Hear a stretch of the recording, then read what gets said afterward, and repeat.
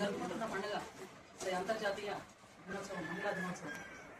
మహిళలకు శక్తి, ధైర్యం, సమానత్వాన్ని మనం చెప్పుకునే రోజు ఈరోజు. ఒక మహిళను శక్తివంతం చేస్తే కుటుంబం శక్తివంతమవుతుంది. కుటుంబం శక్తివంతమైతే సమాజమే శక్తివంతమవుతుంది. మనం మన జరిగిన ఎలక్షన్స్లో చూసుకున్నట్లయితే ఎక్కడ చూసినా మహిళలు 50% మహిళలకు అవకాశం ఉంది. కాబట్టి ప్రతి ఒక్క మహిళ రాజకీయాలకు రావాలని నేను కోరుకుంటున్నా. 50% మహిళలకు అవకాశం ఉంది. అవకాశంలో 60% మహిళలే విన్ అవ్వడం జరిగింది. కాంగ్రెస్ పార్టీ కైవసం చేసుకోవడం జరిగింది. తర్వాత వచ్చే ఎలక్షన్లో కూడా పార్లమెంట్ ఎలక్షన్స్ కానివ్వండి, అసెంబ్లీ ఎలక్షన్స్ కానివ్వండి 30% మహిళలకు రిజర్వేషన్ ఉంది.